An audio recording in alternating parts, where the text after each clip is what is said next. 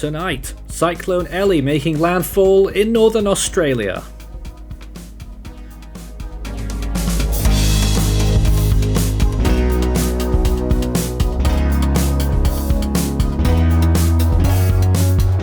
And now the latest around the wide world of tropics. Tropical Weather Bulletin for December 23rd.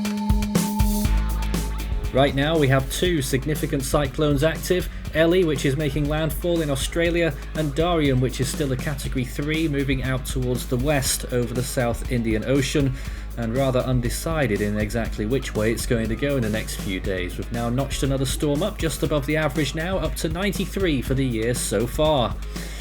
It's 160 days until the next hurricane season starts in the Atlantic, and thankfully there's no areas of interest, but we always have one eye open in this basin. You never know what might happen, but thankfully I'm pleased to tell you that there is nothing of any note.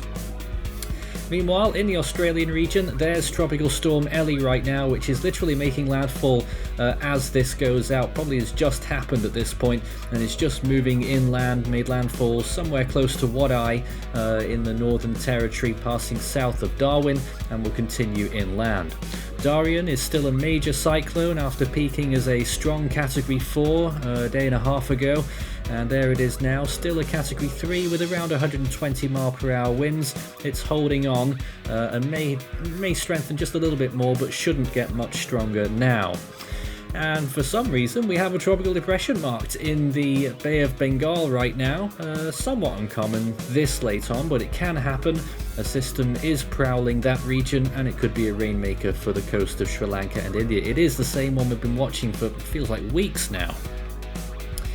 Let's check the Atlantic satellite imagery, and you can see there's quite a bit of showers moving through Florida right now. There's a marginal severe weather risk, and that is continuing out, feeding into a much bigger system that's hauling out of the US and bringing in colder air behind it, as I'm sure many of you know. In the Eastern Pacific, now call me crazy, but there is a little system down there with convection blowing up, and models have been fairly supportive of a surface low being there, so who knows, that might be something to watch right now. Take a little look in your own time maybe. Elsewhere though, this is the main feature, or the main features in our satellite image presentation, and there is Darian right now. It's near the edge of the Himawari 8 satellite, so the cloud tops might be exaggerated there, but quite clearly very high cloud tops, and equally the eye depth may also be underrepresented in this imagery, but you can clearly see on its movement it's gradually moving towards the west, and at some point is expected to move further south shortly. Quite a sharp turn actually. And this is Ellie, which is we can't actually see the center there. It's right at the very bottom of that image, near the bottom right along the coastline, but to the north of it there's quite a bit of convection that's still blowing up and out, not fully sorted by the looks of things, and according to our best estimates right now, probably only producing 45 mph winds despite all of that convective burst. We're also not completely ruling out the potential for development in the Western Pacific. Our analyst team are given a 10% chance still for that big cluster of storms that are very disorganized but blowing on past Guam and the Mariana Islands, and who knows, will recurve a little bit and may have a chance, very slim shot, of developing. Here's a wide shot of the Indian Ocean. You can just about see all three actual cyclones there on the screen right now, and you can see Darian there on the southern side in the Indian Ocean. Not a very large storm. In fact, you could even argue that Ellie is bigger than it, and there you can see that storm that's really piling lots of convective clouds and rainfall over the Northern Territory of Australia particularly, and well inland as well, so really high amounts of rainfall over the Great Desert area inland. But along the coast there, more populated places, a few of them could also be getting a big deal from rainfall. Sea surface temperatures really tempering now in the Eastern Pacific, Northern Eastern Pacific, down to 28 degrees in a few spots there in the easternmost part of the basin as the maximums. In the Atlantic also simmering down just a little bit further as well, 28 degrees you might be lucky to achieve now in parts of the Caribbean Sea, so really starting to taper off. Elsewhere, taking a look at the Indian Ocean, the temperatures are warming up still in the southern Indian. Where Darian is right now, it's probably around 27, getting closer to 28 as it continues westwards, although that southerly turn might just turn it off a little bit. And moving closer towards Australia there, you can see where Ellie is very warm temperatures, 30 degrees plus. It took a very short time to actually reach land, and it got there more quickly than expected actually. So if it had longer over water, I reckon it would have got quite a bit stronger and might have been borderline hurricane force by the time it got there, but no, not this time. The anomalies, it's actually fairly mixed in the Indian Ocean, which we're looking out at, but the South Pacific, look at the very warm anomalies there. If we find any cyclones there this year, I'm sure there'll be at least a couple. And in the Northern Hemisphere, La Nina still in effect, but just about holding on right now, with the Western Pacific getting rather warm. Oceanic heat content looks like this, extremely high values over the Solomon Islands and creeping closer towards Fiji and parts of Vanuatu there, so the conditions are getting more favourable and less favourable in the North Pacific, of course, with the Westpac still one or two little dregs there, and I guess that one of those areas is ahead of that 10% chance as well. Well, let's see what the GFS has lined up for us. There's also that other system still that we're watching out for that could be a hybrid tropical cyclone maybe, but there's Darian turning southwards quite quickly, holds on to quite a bit of its intensity for a while, and then it starts to weaken as it makes another turn westwards, so a zigzagging going on there.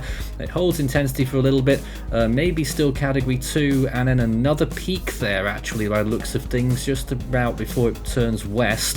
And this is Ellie, and GFS having it extremely resilient and remaining a tropical storm for quite a long time as it moves inland over the Northern Territory. Not sure whether that will happen, but it certainly will produce significant amounts of rain. I wanted to show a rainfall chart, but unfortunately the imagery is not working on that. But I can tell you that we are expecting at least 300 millimeters of rain for quite a few areas inland over the track of this storm in the next couple of days. Well, let's check the longer range, day 5 through 10, and first of all, a little wild card in the Western Pacific here. Sometimes you can get a very late arrival at the lower latitudes towards the Gulf of Thailand, and here is one such example, trying to wrap up there and just about might be successful as it slowly heads towards the Malay Peninsula, near that island in the middle there that I've now forgotten the name of. I used to know that name, but there it is, continuing west-southwestwards. Shouldn't develop, but who knows in that medium range.